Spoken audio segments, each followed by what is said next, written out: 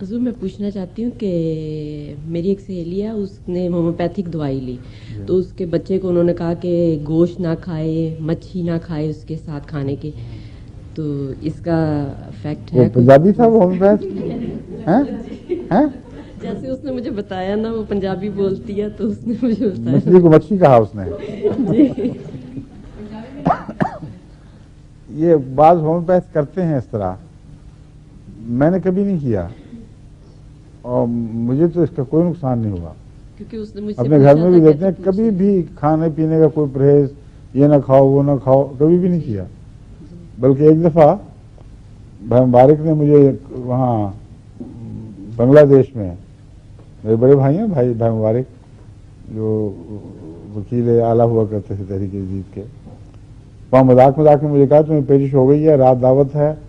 اس لیے مجھ سے دوائی لے لو پیچش کی اور چھوڑو ہومیوپیتھی، ورنہ تمہاری دعوت جائے گی، اب بڑی زبردست دعوت ہو رہی ہے۔ وہ مذاق میں چھیڑ چھاڑ کر رہے تھے، تو میں نے ان سے کہا کہ میں نے ایلوپیتھک دوائی نہیں کھانی، ہومیوپیتھک کھاؤں گا اور آپ کے سامنے مرچیں بھی کھاؤں گا اور مانگ کے اور بھی لوں گا مرچیں۔ اور مجھے اس لیے میں تحدید سے کہا، یہ نہیں کہ تعصب سے کہا تھا، کہ مجھے تجربہ تھا اس پیچش کا، براؤنیا 200 میں کھا لیتا تھا تو فوراً آرام آتا تھا، ابھی بھی آتا ہے، ان علامتوں میں ضرور آتا ہے۔ پھر اس سے پتہ چلتا ہے کہ وہ دوائیں درست ہیں اور ہومیوپیتھی بھی درست ہے۔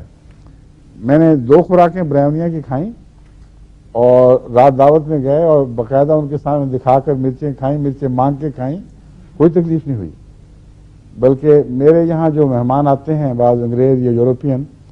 کئی دفعہ ان کو شوق ہوتا ہے مرچیں کھا جانے کا، سمجھائیں بھی کہ بھی زیادہ ہیں، کباب یہ نہ کھائیں، کھا لیتے ہیں، اور اس کے بعد پھر میں ان کو برانیاں منگوا کے دیتا ہوں،